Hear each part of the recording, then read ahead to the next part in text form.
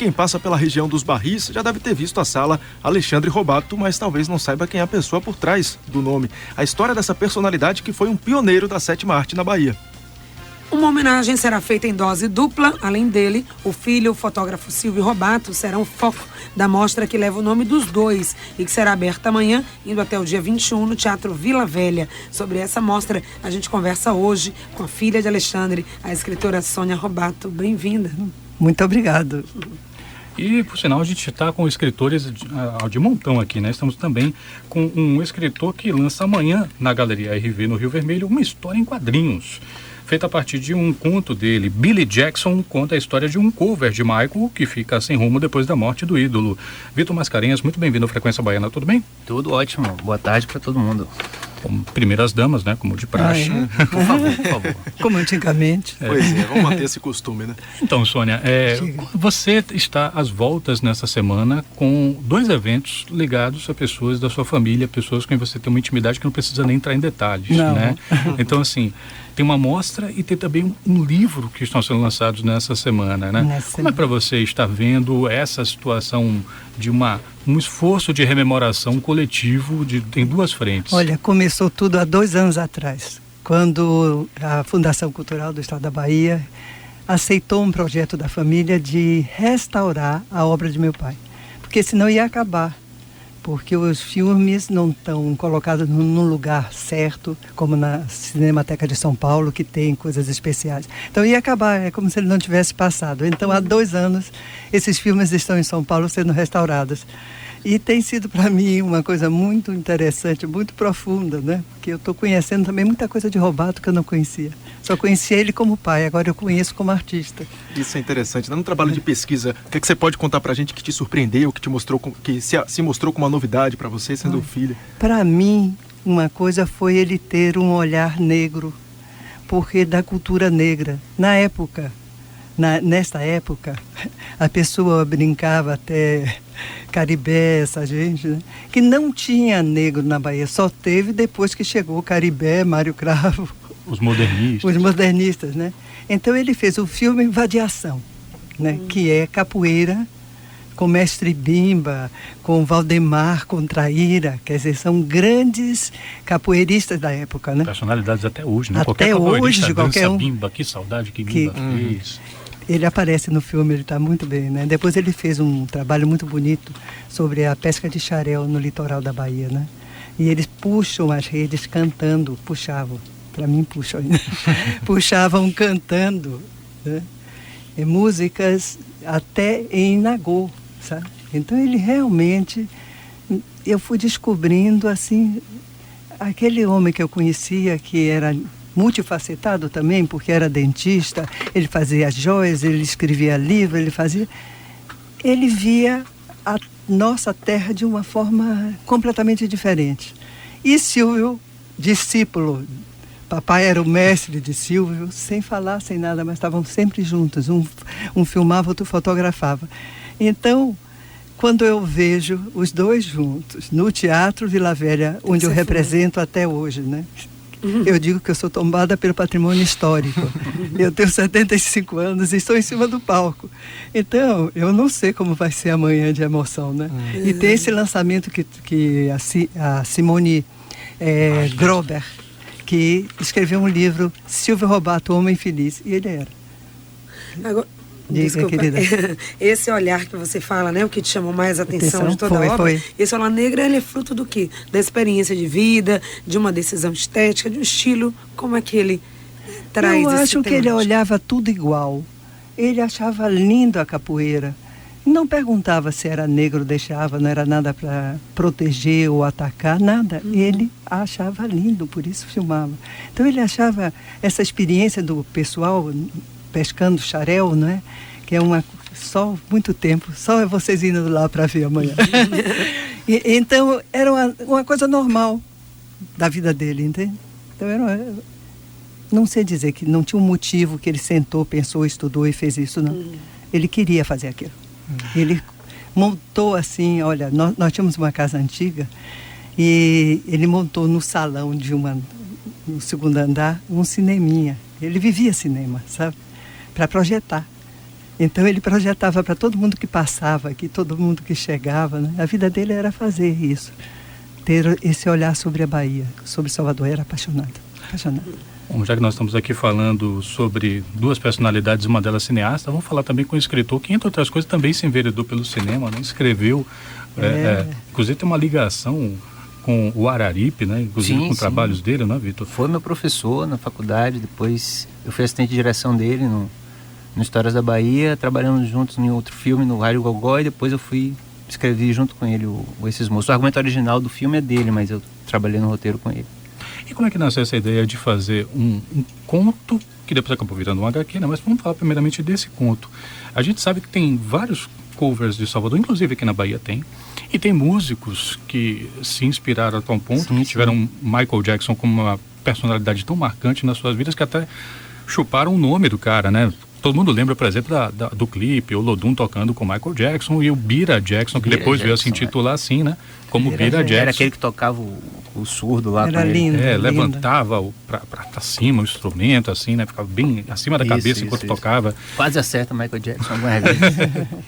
Você se inspirou em alguma dessas personagens na hora de escrever o conto? Quando é que nasceu esse conto? Sim. Bom, na verdade, os meus eu tenho 3 livros publicados, né? Esse é o meu primeiro quadrinho, mas eu tenho 3 livros anteriores. Todos eles, e nos 2 primeiros, que são de contos, sobretudo, o eixo central é o sentido. O que é que a gente veio fazer, o que é que se veio fazer aqui. Então, todos os meus personagens são pessoas em busca de sentido, ou pessoas à beira de uma epifania qualquer que vai dar sentido à vida dele, ou destruir a vida dele, ou enfim. E os covers... Primeiro, tem o interesse da cultura pop, que me fascina, fez parte da minha formação. Eu fui criado, como todo mundo da minha idade, um pouco na frente da televisão, vendo essas coisas. E eu vi, assim como o personagem do livro, eu vi o clipe do Thriller, quando ele devia ter, 7, 8 anos. E também fiquei fascinado com o cara que dançava, que virava lobisomem. Aquele do Michael Jackson virando lobisomem. Que virava lobisomem. A Luz da Lua. Isso. Então, tem essa fascinação. Aí você vê esse cara... vira um superstar, um ícone pop absoluto, que dialoga com pessoas que não entendem sequer o que ele fala. Ficam hipnotizados pela figura, pela performance. E aí vem esses covers, que é outra coisa que me interessa muito, que foi até tema do meu último livro, que são falsificações. Quer dizer, o cara é baiano e imita um cara que é americano e dança feito cara para dar um sentido à existência dele. Então, esse personagem surgiu disso. O menino protagonista se chama Aguinaldo. Ele era um menino, como eu digo no livro, ele é pobre, preto, da periferia, sem muita perspectiva de vida, um cara que nasceu para ser coadjuvante do mundo, digamos assim, ou figurante. Então o Aguinaldo vê o Michael Jackson, fica fascinado com aquilo e começa e encontra um sentido na vida dele em imitar esse cara. Então ele vai apagando com o decorrer do tempo a personalidade dele, se transformando full time no Billy Jackson. E aí o Billy Jackson passa por uma série de problemas na vida dele, porque o Michael Jackson começou negro, fica branco, aí daqui a pouco o nariz afina, e aí o cabelo fica liso, aí ele é acusado de pedofilia, e o pobre do cover aqui vai tentando, passando pasta d'água na cara para ficar branco, e tentando se virar para seguir ser o Michael Jackson. Mas aí chega um ponto... É difícil ser cover do Michael Jackson. Muito. É melhor ser cover de Raul Seixas, né? Você fica ali barbudo e pronto. Eu posso me passar por cover de Raul Seixas fácil. Tranquilamente. E aí o Michael Jackson entra em decadência e ele vai junto. E aí o Michael Jackson morre. No que ele morre, o que é que alguém que apagou sua personalidade para ser uma outra pessoa faz? Então isso provoca um curto-circuito na cabeça do Billy Jackson, que a história se passa basicamente nesses dias seguintes à morte dele, né? Entendo. A gente retoma já então a conversa, viu? Esse foi só o primeiro bloco, ainda temos um longo programa pela frente, continua aí com a gente, temos mais histórias para revelar sobre o Robato e também sobre os bastidores desse HQ aí com o cover do Michael Jackson. Você que tem banda cover e não gostou do que o Vitor falou, é ele que tá falando, hein? Pois banda cover do que, senhor? Eu não tenho cover de nada. Do Kiss? Por isso que você tá maquiado assim? Não tenho cover de nada. Agora, 5h21, a gente volta já já. Rádio Band News FM Salvador. Jornais atualizados a cada 20 minutos. 5h33 e 2 escritores aqui no Frequência Baiana falando sobre personalidades reais e fictícias. Estamos aqui de um lado com a Sônia Robato, ela que é filha do lendário Alexandre Robato, um nome referência no cinema baiano, e assim como ele, o filho também são foco de uma mostra que vai estar até o dia 21 no Teatro Vila Velha, abertura já amanhã, e ela está contando um pouquinho para a gente sobre essa mostra. Estamos também aqui com o autor da HQ, Billy Jackson, ele que é mais conhecido pelo trabalho como escritor, digamos assim, convencional, um escritor de livros, né? E agora se envereda por uma HQ baseada em um conto dele, que foi transposto, um conto sobre um cover de Michael Jackson que fica meio sem rumo depois da morte do ídolo. Estamos aqui falando com o Vitor Mascarenhas, também desse Frequência Baiana, mantendo as mulheres à frente, Vitor, desculpa. Né? Sônia, eu me lembro de uma vez, a Nana Caymmi, Sim. falando sobre a angústia que ela tinha, porque ela tinha um monte de coisa do Dorival, né? Peças que ela tem guardadas num lugar que só Deus sabe de qual é. E não havia um espaço para deixar essas coisas, né? Não havia um espaço para a memória delas, assim. Você está à frente do Teatro Vila Velha. Isso de alguma forma facilita a sua vida nessa perspectiva de ter uma memória? Não, facilita muito, porque nós temos um centro de documentação também lá dentro, muito bem preparado, né? E meu pai deixou muita coisa escrita, que aliás eu vou depois, em seguida, pretendo publicar dele, né? Então foi outro mergulho na obra dele, né? Mas antes que eu esqueça, eu queria dizer que quem for lá poderá ter um DVD com 10 filmes de Robato, 9 de Robatos e um de Petros Pires sobre Robato, onde está toda a família Robato lá e os amigos e todos falando dele. Então, eu acho que vale a pena. Eu estou tentando convencer vocês de irem lá, porque tá bonito. E eu queria que vocês vissem, tá bom? Claro. Não deixem de ir. É às 19 horas o espetáculo. Realmente. O Petros, que é filho do Roberto. Roberto Pires. Que é o Roberto também, uma lenda, né? O cara que fez o primeiro, considerado o primeiro longa, né? Longa. Foi ele que nos filmou a família toda, os amigos de papai, todos deram depoimento sobre ele, né? Sobre a época, sobre ele. E esse seu convite é reforçado pela própria história, né? Tudo que as pessoas vão poder ver e perceber através dessa mostra. Quem não conhece vai ter essa oportunidade. E também vão ver uma Bahia que eles não conhecem. Se forem jovens, quer dizer, jovens... É uma Bahia que começa em 54. Papai começou a filmar, na verdade, em 30. Mas esses filmes maiores e com uma projeção sobre a cidade, sobre um mergulho sobre a cidade, é de 54 em diante. A gente pode fazer para você uma pergunta clichê? É porque a minha especialidade, particularmente, fazer perguntas clichês.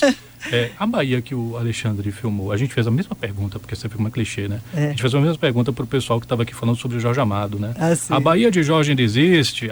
Sim, não sei o quê. Que procó que deu aqui no Frequência Baiana. Eu estava nesse evento também, me perguntaram isso lá. Pois é. Eu fiz Jorge mais 100. Então eu vou ter que responder o quê? O que você acha? Você diz? Se ainda existe? Existe. É muito difícil acabar a alma da Bahia, o jeito de sentir do baiano, a alegria de viver, tudo isso. Então, ela está modificada em aparência. Mas quando você compara, você se lembra de pessoas de agora, sabe? Por isso que eu acho importante os filmes, essa religação entre o passado e o presente, para a gente ter mais honra ainda de ser baiano. Claro. Agora, Vitor, indo aí para o universo do Michael Jackson.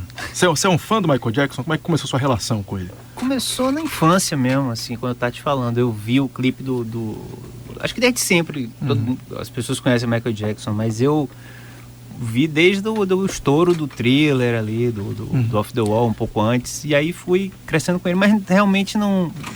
Artístico admiro e tal, mas...